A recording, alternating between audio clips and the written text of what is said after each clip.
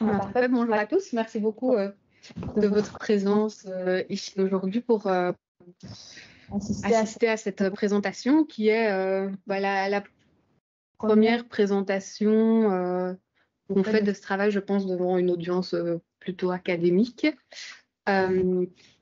Comme mentionné tout à l'heure, c'est le fruit d'un travail collectif que je viens vous présenter ici, qui est basé sur une étude qu'on a donc menée pour Industrial Group, dont je toucherai un mot tout à l'heure, et de laquelle on essaie de tirer un papier pour un numéro spécial de la revue Négociation. Alors, c'est toujours un exercice un peu particulier auquel on est souvent confronté de transformer en fait des résultats d'une recherche qu'on appelle policy oriented, où on a beaucoup de données empiriques, mais avec un certain cadrage, etc. Et alors de transformer, d'utiliser ces données pour adresser certains gaps dans la littérature, répondre à des questions de recherche saillantes, etc.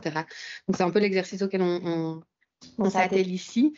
Vous voyez que le titre mentionne qu'on challenge les narratifs conventionnels des syndicats et de leurs attitudes par rapport à la décarbonation.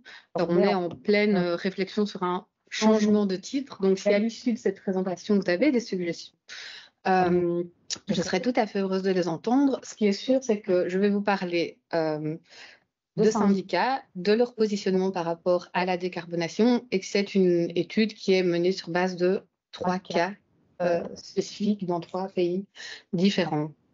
Ça, vous avez le cadre.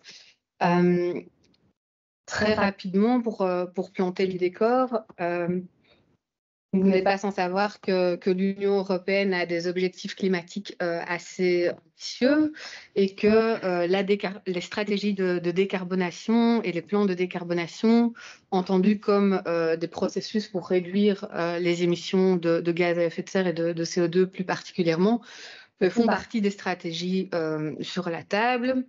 Autre stratégie, par ailleurs, transposée au niveau national et régional. Là où les acteurs industriels sont concernés, c'est qu'une partie, certains composants de ces stratégies sont directement, les visent directement, notamment certaines parties du Green Deal européen, mais également des plans sectoriels plus spécifiques. Je ne rentrerai pas dans les détails puisqu'on a voire plusieurs spécialistes autour de la table. Seulement peut-être mentionner qu'associés à ces stratégies de décarbonation qui sont en fait souvent des packages de normes contraignantes et incitantes, sont également associés des plans et des mécanismes de transition juste, donc qui visent à coupler, mais le terme est peut-être pas très bon, en tout cas anticiper, associer à ces efforts de décarbonation des efforts en matière de justice sociale et de justice territoriale. Que viennent faire les syndicats dans cette histoire? Bien sûr, comme les acteurs industriels sont des cibles à part entière des stratégies de décarbonation, les acteurs industriels emploient de la main-d'œuvre qui est directement affectée par les processus transformateurs qui sont liés aux stratégies de décarbonation, avec des impacts sur les conditions de travail, le contenu du travail, etc. Alors, ce qu'on avait pour ambition de faire dans ce papier, c'est vraiment d'investiguer comment les syndicats se positionnent par rapport à des transformations au sein de leur industrie, transformations qui sont liées à des stratégies de décarbonation. L'approche par les cas d'études, par les case studies, évidemment, s'inscrit dans des contextes régionaux, nationaux et sectoriels particuliers. Alors, pour continuer à planter le décor, plutôt d'un point de vue de la littérature existante, plusieurs choses. Première chose à mentionner, c'est que les positionnements des syndicats par rapport à la décarbonation c'est un sujet qui est vraiment débattu, avec différents arguments qui sont généralement présentés. Un argument assez connu, bien sûr, c'est que les syndicats se trouvent dans une position délicate puisqu'ils doivent en fait balancer des tensions internes qui sont liées plutôt à la préservation des intérêts directs des travailleurs, de leurs droits, de leur protection d'emploi, etc., avec des préoccupations sociétales plus long terme qui, voilà, pas de travail dans une planète finie, mais qui sont évidemment des considérations plus long terme. Les syndicats sont parfois décrits comme résistants aux stratégies de transition, de décarbonation, etc. À nouveau, avec cette histoire de priorité à la sécurité d'emploi par rapport à la préservation de l'environnement. Et c'est vraiment cet argument-là qui nourrit le narratif de la résistance. Dans cette trame-là, on peut les percevoir comme conservateurs par rapport dans leurs attitudes et dans leurs approches de la décarbonation. Quelque chose qui rentre en ligne de compte aussi, c'est que les syndicats sont des organisations complexes avec des niveaux multiples, ce qui peut en fait compliquer et nourrir en partie cette approche on dirait réactive ou conservative. Autre chose, dans la littérature, certains pans de la littérature, en tout cas, mettent en évidence des liens entre le modèle de relations industrielles dans lequel les syndicats peuvent agir et essayent de faire des liens entre ces modèles industriels et l'attitude des syndicats par rapport à la décarbonation, avec une emphase particulière sur ce qu'on appelle les institutions corporatistes, donc ces modèles de relations industrielles où les syndicats ont un accès institutionnel, en tout cas facilité ou en tout cas prévu à la prise de décision politique en matière socio-économique. Cependant, ce qu'ils font de cette position privilégiée, c'est quelque chose qui est débattu. Parce qu'en un sens, on peut dire que ce positionnement au plus près de la décision politique pourrait, en un sens, nourrir une attitude assez positive et proactive par rapport aux stratégies de décarbonation, puisqu'ils ont accès à de l'information, qu'ils sont des acteurs clés dans le management de l'économie, et qu'il est plus facile de nouer des compromis quand on est un petit nombre d'acteurs autour de la table. Donc, ça pourrait tout à fait nourrir cette thèse. Une autre thèse qui prend en compte là l'aspect multiniveau des syndicats liés au corporatisme, c'est de dire en fait, il y a des tensions internes au sein des syndicats avec les niveaux supérieurs qui sont justement au plus près de la décision politique, qui auraient une attitude davantage positive et favorable aux stratégies de décarbonation, mais alors des enjeux de faire passer ces attitudes jusqu'au secteur, principalement des secteurs qui sont davantage impactés, et alors au niveau des lieux de travail, où là, j'en dirai un mot tantôt, il y a aussi toute une série de défis liés à la communication et au fait de convaincre certains travailleurs et travailleuses de la nécessité de mise en œuvre des politiques de décarbonation. Au niveau du cadrage théorique qu'on utilise dans ce papier, il est assez modeste puisque, comme vous l'avez compris, on essaye de renseigner au mieux comment les syndicats se positionnent par rapport à des stratégies de décarbonation particulières. On essaye un peu de structurer ces positionnements par rapport à l'usage de certaines ressources de pouvoir qu'ils utilisent. Alors, les ressources de pouvoir, c'est quelque chose qui est assez connu en sciences politiques. Il y a différentes typologies. Ici, on en utilise une spécifique qui a le mérite de s'appliquer aux syndicats et de s'appliquer aux syndicats comme acteurs politiques, mais également comme acteurs au niveau du lieu de travail. Donc, très sommairement, on regarde trois ressources de pouvoir, les ressources narratives. Donc, comment est-ce que les syndicats, dans leur discours auprès des travailleurs, auprès de leurs interlocuteurs patronaux et dans leur réseau plus étendu, expriment leur positionnement. Deuxième type de ressources, liées un peu au modèle de relations industrielles, hein, mais quelles sont les opportunités de participer des syndicats au niveau du lieu de travail et dans les arènes aussi sectorielles de négociation et de consultation. Et puis enfin, l'ancrage dans les réseaux, donc les connexions horizontales et verticales entre niveaux de pouvoir, la capacité de compter sur des réseaux d'acteurs régionaux, nationaux pour appuyer leur politique. Par rapport au cas que je vais vous présenter par la suite, donc 3 cas d'études.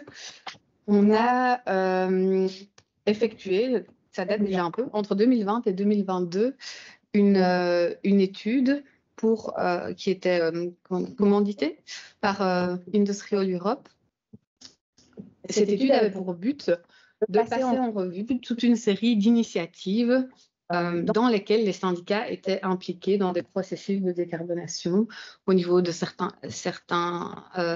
industries, certains secteurs industriels, et dans lesquels ils jouaient un rôle qu'on a qualifié de proactif.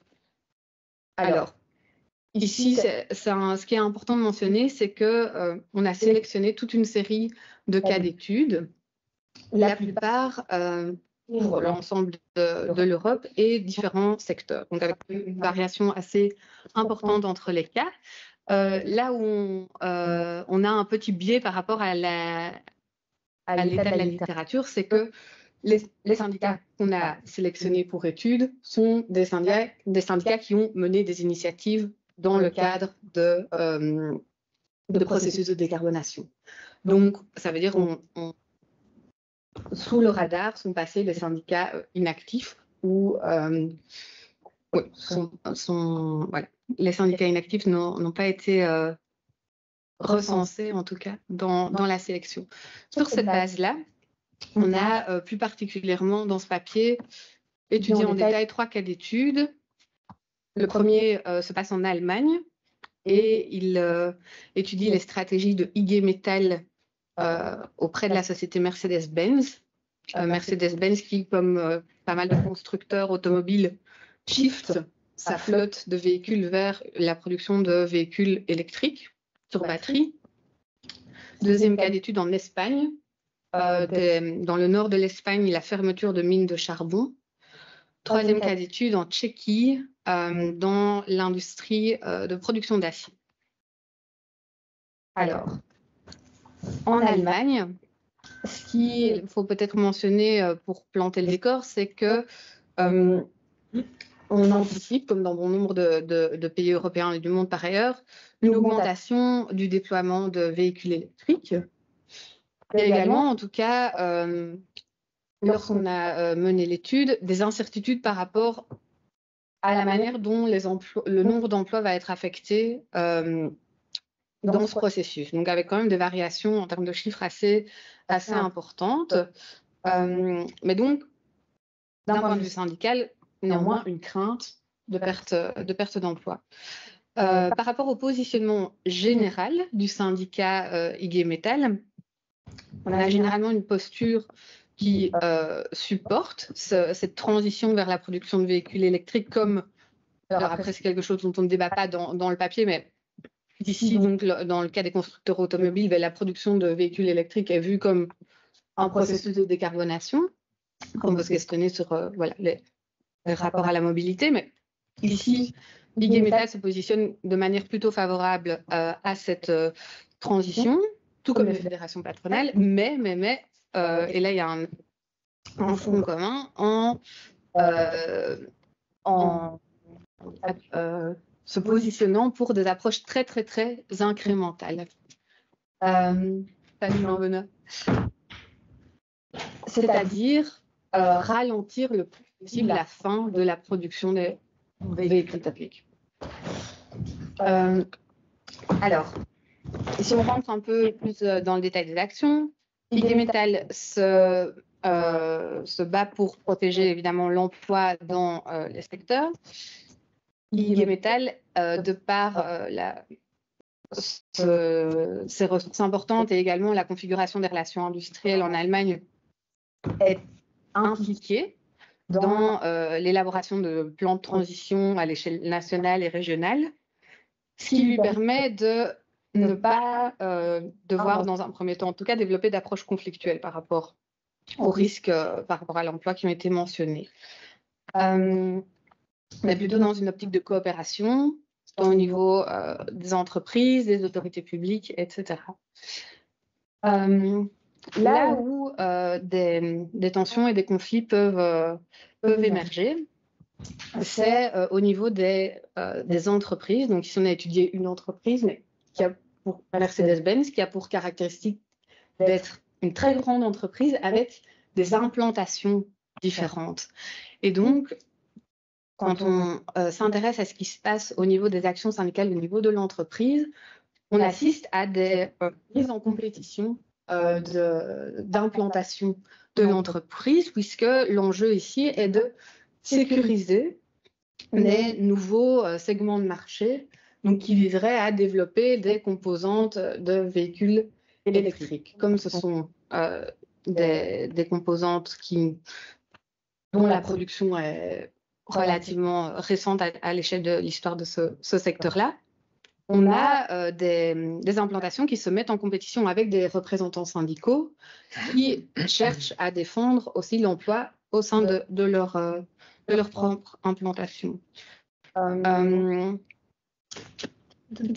Avec la difficulté, et là on touche à un point qui est quand même assez crucial, en tout cas dans l'étude de ce cas allemand, c'est que autant les plans de transition à l'échelle nationale et régionale, voire publique ou locale, permet la consultation, voire l'investissement assez actif des acteurs syndicaux, autant au niveau des entreprises et du management. Il y a un manque de transparence qui est rapporté, en tout cas de la part des acteurs syndicaux, par rapport aux stratégies de l'entreprise dans la décarbonation. Et là, le système, donc, dans les entreprises en Allemagne, on a ce qu'on appelle des conseils de travail, des conseils qui réunissent des représentants de management, un conseil d'entreprise, dans lesquels les représentants des employés ont généralement un pouvoir assez fort, mais en fonction des sujets, la nature de ce pouvoir change. Ce qui se passe, c'est que dans un premier temps, les plans de transition de manière générale ne donnent droit qu'à de l'information pour les syndicats. Après, c'est les implications de ces plans sur les besoins en emploi, en formation, etc., ce qui rentre dans l'escarcelle des négociations plus traditionnelles, des négociations collectives, qui donnent droit à un rôle un peu plus proactif des syndicats. Mais donc, de base, si au niveau plutôt des politiques publiques au sens large, on a une assez bonne insertion syndicale des représentants par rapport aux plans plutôt territoriaux, au sein des entreprises, c'est pas toujours le cas. Et le dispositif institutionnel, si il a ses avantages, a aussi ses limitations par rapport, en tout cas, à ce que les représentants syndicaux au niveau des implantations et de l'entreprise peuvent faire, en tout cas très en amont des plans. Je vous présente brièvement le cas espagnol. Alors, le cas espagnol, c'est une autre configuration, puisqu'en Allemagne, on est sur une transformation de la production industrielle. Dans le cas des mines de charbon en Espagne, on est sur l'arrêt d'une production industrielle. Un arrêt qui est, par ailleurs, parce que ces sujets-là sont loin d'être nouveaux, donc si j'ai bonne mémoire, la cessation des activités de ces mines de charbon a été votée vers 2010. Donc c'est quelque chose qui était su, attendu, anticipé dans une certaine mesure, parce que ici, ce qu'on a étudié plus particulièrement comme rôle des syndicats et investissement dans ce processus, c'est leur rôle dans la négociation d'accords tripartites avec à la fois les représentants patronaux du secteur et le gouvernement. Ces accords tripartites ne sont advenus que lorsque les mines ont cessé de fonctionner. Donc, ce qui en dit aussi long sur la longueur et la lenteur des négociations. Néanmoins, ces accords sont, à l'échelle nationale, fréquemment pris en exemple par les acteurs de l'industrie. Qu'est-ce qui était clé dans ces négociations? Plusieurs choses. Les investissements à l'échelle locale, parce que on est vraiment dans une zone qui court le risque de devenir un désert industriel avec des conséquences sociales qui sont déjà là, c'est-à-dire des gens sans emploi, avec un manque de perspectives économiques et les conséquences sociales que ça implique. Ce qui est donc sécuriser des investissements locaux. Alors, par quoi ça passe notamment et comment est-ce qu'on implique les acteurs industriels? Il y a des activités qui sont liées, en conséquence de la fermeture des mines, à la restauration des sites, le démantèlement des infrastructures, la redynamisation de ces zones, et ensuite, autre partie des accords, la mise en œuvre de mesures de protection sociale adaptées pour l'ensemble des travailleurs qui sont touchés. Que lire encore sur ce cas espagnol? Oui, la configuration peut-être des relations industrielles en Espagne donc ne nécessite pas que l'ensemble des partenaires sociaux signent un accord tripartite pour que celui-ci soit signé. Et ça a son importance parce que dans ce cas-là, en Espagne, on a assisté, il y a eu des tensions entre acteurs syndicaux, donc entre confédérations syndicales, ce qui fait qu'on n'a pas exactement les mêmes signataires pour les deux accords tripartites, ce qui a aussi évidemment son importance lorsqu'on s'intéresse à tout ce qui est narratif de la décarbonation et pourquoi certains choisissent ou sont forcés, parce que dans ce cas-ci c'était plutôt forcé, de quitter la table des négociations. Peut-être vous dire un mot des mesures de protection sociale qui ont été négociées dans le cadre de ces deux accords.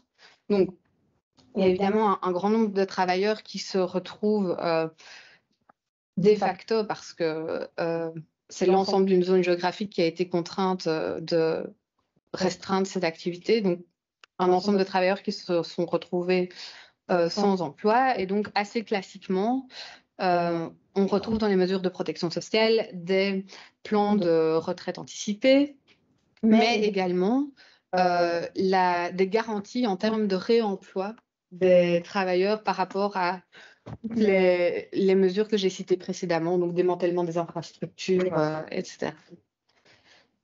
C'est quelque chose par ailleurs qu'on a retrouvé en Allemagne aussi, sur certaines implantations qui devaient soit cesser la production ou alors retransformer complètement leur infrastructure pour produire de nouveaux produits. Un des objets de négociation sont l'emploi des travailleurs dans vraiment le démantèlement des infrastructures. Quelque chose qui change profondément la nature de leur occupation professionnelle, même s'ils restent dans la zone géographique où ils étaient employés. De manière assez intéressante, aussi en Espagne, il y a également un investissement syndical dans tout ce qui est la négociation de transition professionnelle et de réinsertion, de programmes de réinsertion professionnelle.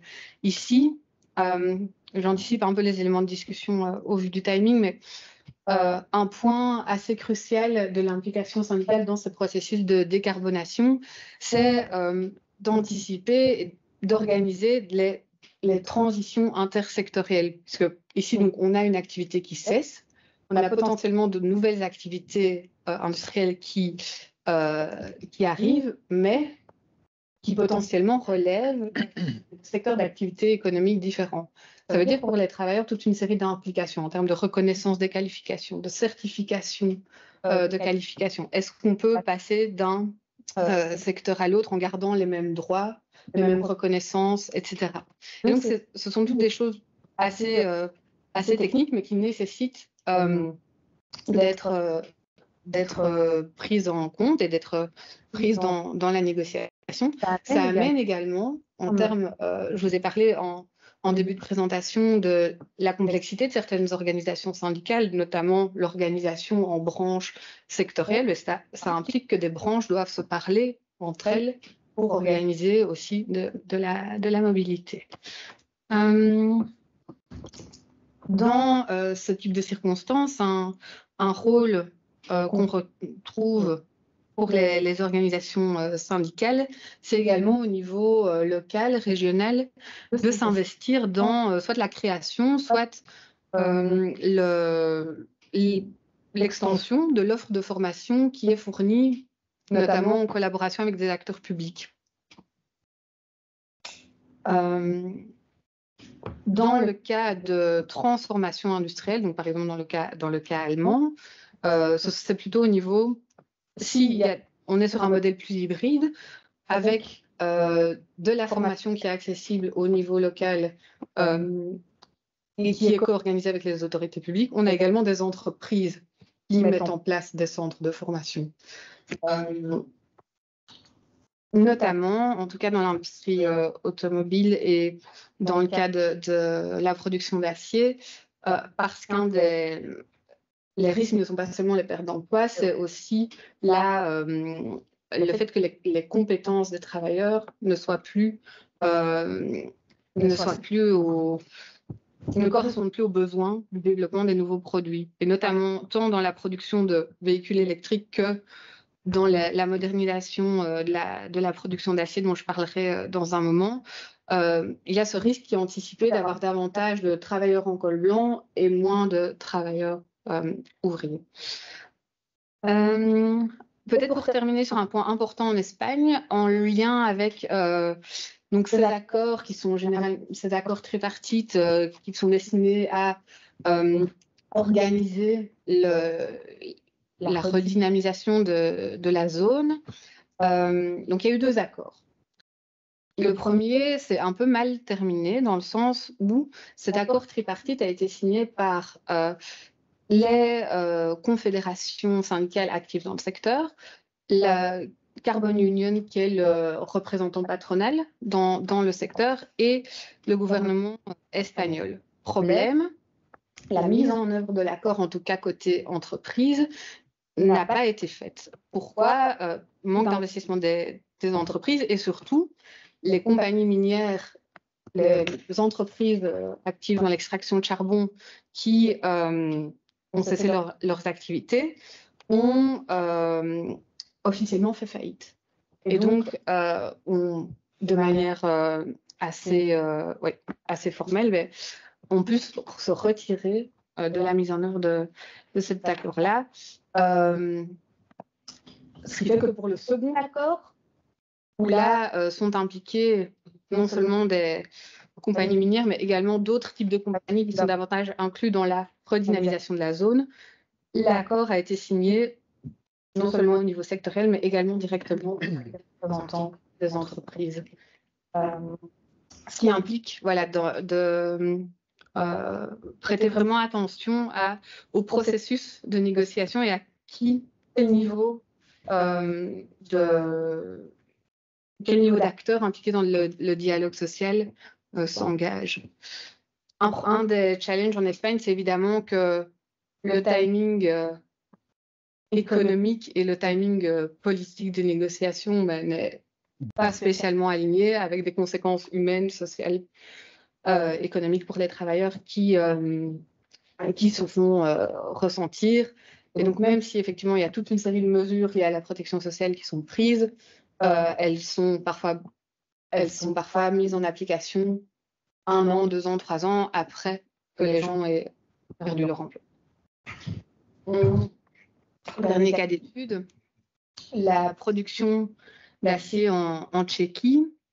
Alors, c'est un cas assez particulier ici.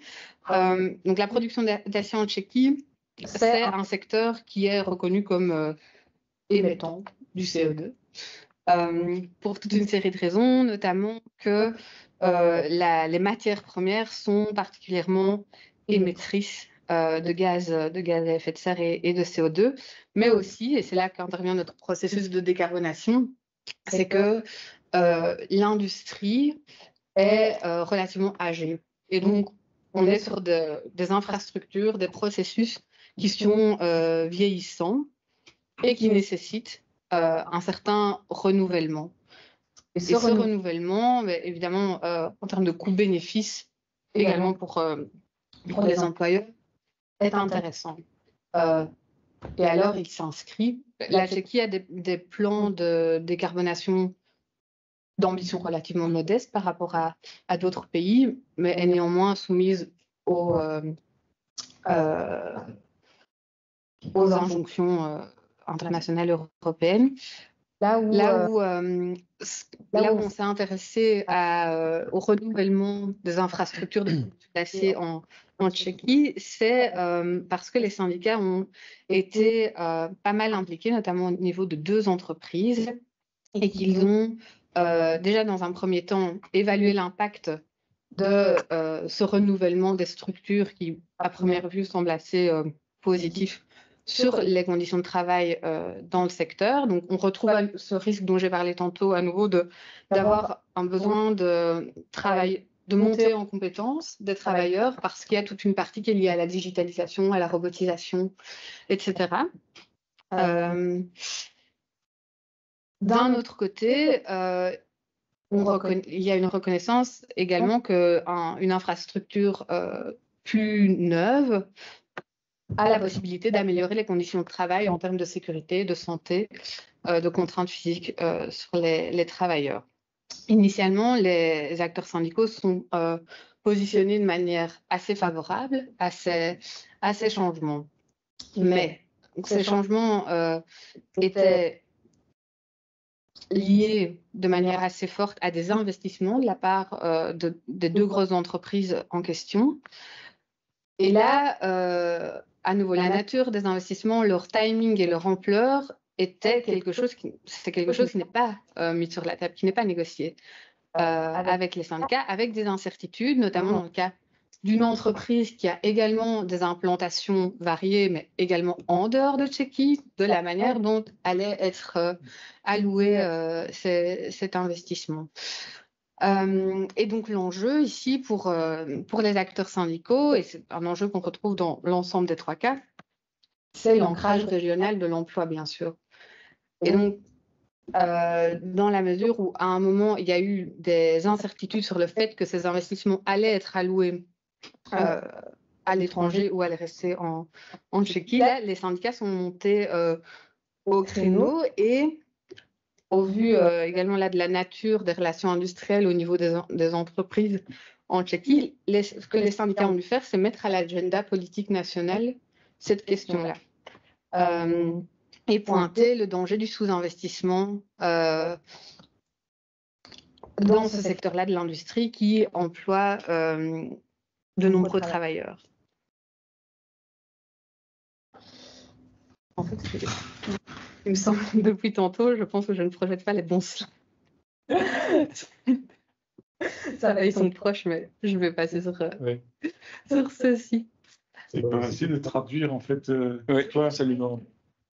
Tu étais en train de traduire en même temps, en fait. Oui.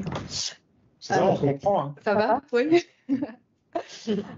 Donc voilà, très brièvement présenté, c'est les 3 cas d'études. Et j'ai déjà balayé toute une série d'éléments de discussion assez superficiellement, mais je vais essayer de revenir sur certains dans les quelques minutes qui restent, comme ça après on peut échanger.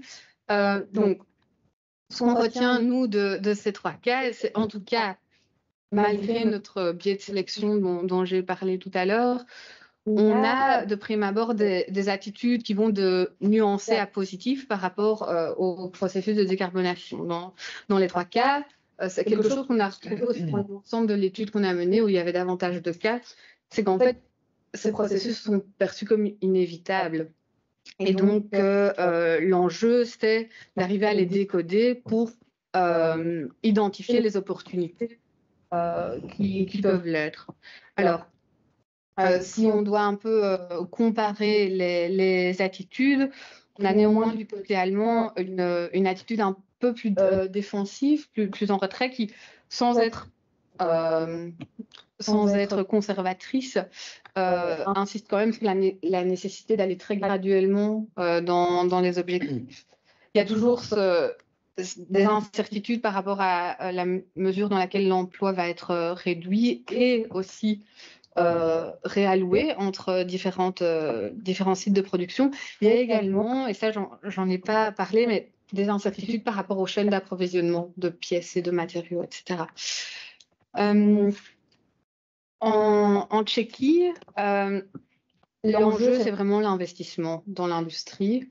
Et donc, le fait que ça s'inscrive dans un processus de décarbonation est utilisé par l'ensemble des acteurs autour de la table, aussi de manière en partie instrumentale, pour répondre à un besoin de rénover une industrie vieillissante. Et là, en termes purement économiques, s'ils ne le font pas, cette industrie n'est plus rentable et il y a une compétition internationale qui est trop forte que pour leur permettre de continuer à produire dans ces circonstances-là. En Espagne, là, on est vraiment plutôt sur le développement, ce qu'on pourrait appeler de nouvelles opportunités, mais le mot est un peu probablement mal choisi dans ce cas-là. Mais l'idée est de trouver de nouveaux secteurs industriels qui pourraient redéployer l'activité au sein de la région. Et là, on a à nouveau un enjeu vraiment territorial du fait qu'on ne peut pas délocaliser des populations entières parce que l'industrie principale ferme.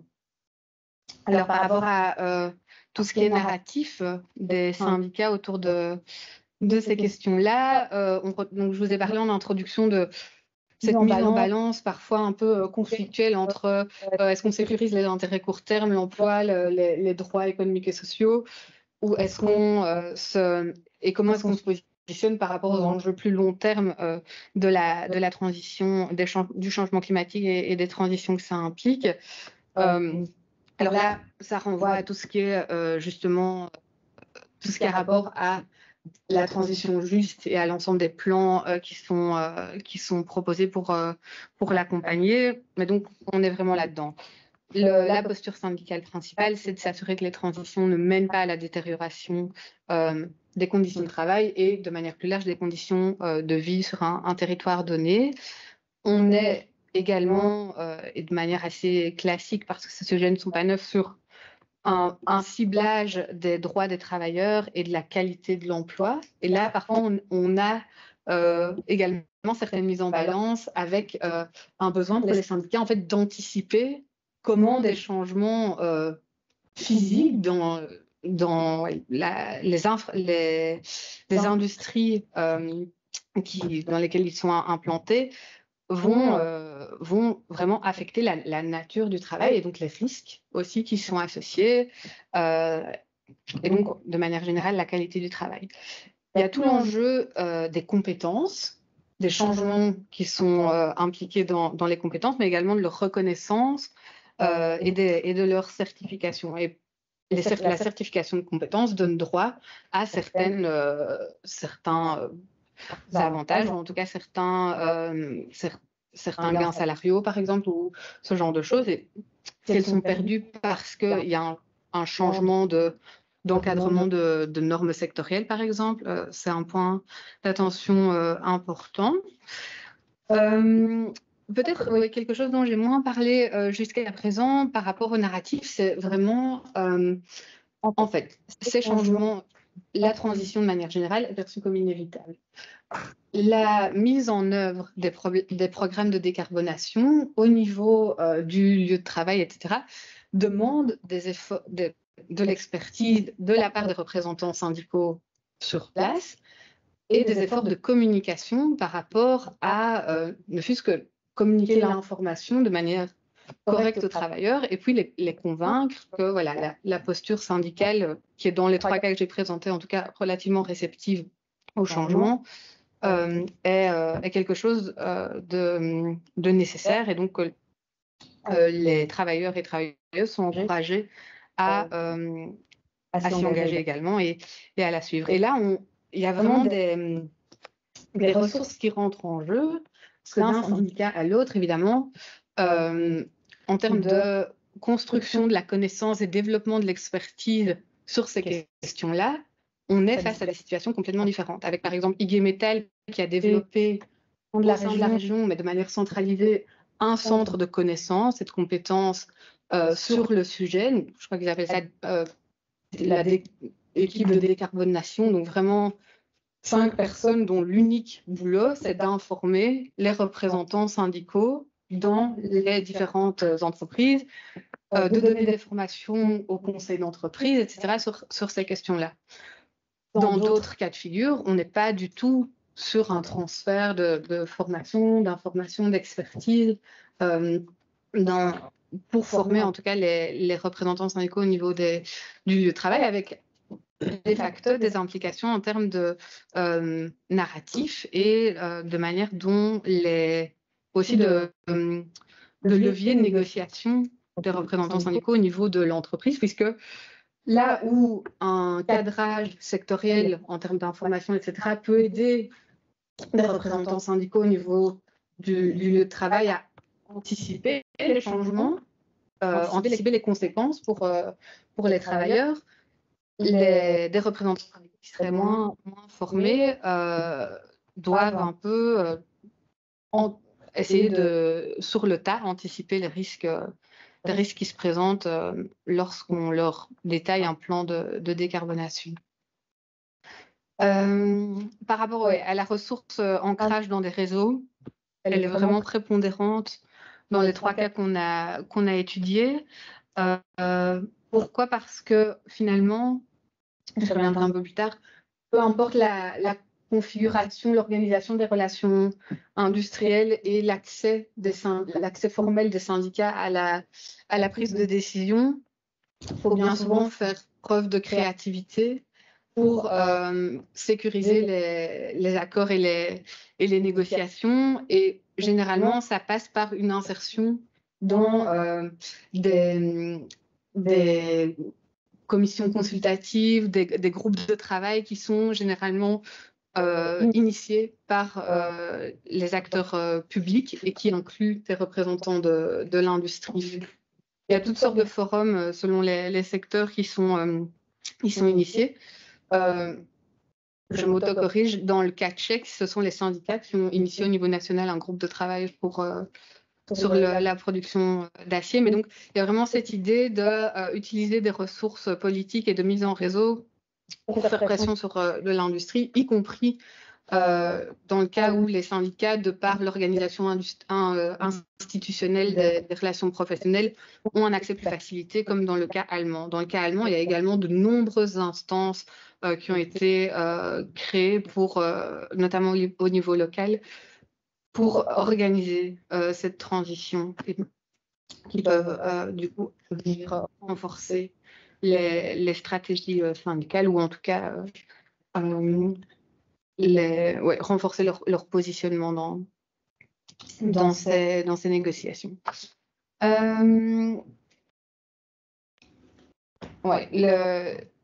La mise en compétition pour les investissements, ça j'en ai parlé, c'est quelque chose qu'on retrouve quand même de manière assez transversale.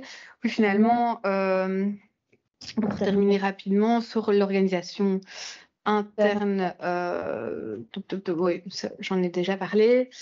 Et alors, peut-être pour finaliser la discussion, mais qui, en fait, ça soulève de nombreuses questions auxquelles on est intéressé de s'atteler dans le futur. C'est qu'en gros, qu'est-ce qu'on peut retenir de ces études de cas ? Effectivement, rien de nouveau sous le soleil. Les syndicats négocient pour défendre les droits des travailleurs et protéger l'emploi. Ce qu'ils font peut-être de manière un peu plus... ce qu'ils font peut-être davantage par rapport à d'autres types de négociations, c'est qu'ils s'insèrent également dans les sphères politiques, locales, régionales, nationales, internationales, puisqu'en fait, les stratégies de décarbonation sont étroitement liées à un cadrage politique et des stratégies politiques. Les systèmes de relations industrielles, au vu de ces 3 cas d'études, ont une influence dans la mesure où ils conditionnent certains types d'accès, certains types d'influence ou de participation à la prise de décision, mais sont moins importants que prévu, même si certains permettent davantage de ressources positionnelles que d'autres. Et enfin, l'expertise interne est vraiment un facteur clé dans le positionnement pragmatique des syndicats. Je termine alors ici. Les questions qui semblent émerger de ce type d'observation rejoignent en fait des constats qui sont mentionnés, qui sont discutés dans la littérature depuis déjà un certain temps, mais qui continuent de l'être. C'est que qu'est-ce que ça implique pour la gouvernance du travail, ce genre de discussion, ce genre de cas. On reste sur des structures qui sont finalement assez figées, même si elles permettent de facto d'arriver à conclure des accords, etc. Mais on est sur de l'adaptation, on recherche de la créativité. Pour certains auteurs, on doit inventer de nouvelles structures de négociation, ou alors se baser sur ce type de cas pour en tirer des enseignements et voir comment alors est-ce qu'on peut construire un dialogue social qui est adapté à la décarbonation. Actuellement, et c'est ce qu'on observe dans nos cas ici, on est plutôt sur comment utiliser des interstices entre niveaux, entre types de ressources, etc., pour en fait garder un répertoire d'action syndicale qu'on connaît bien, qui est basé sur la défense de l'emploi et la protection des droits des travailleurs.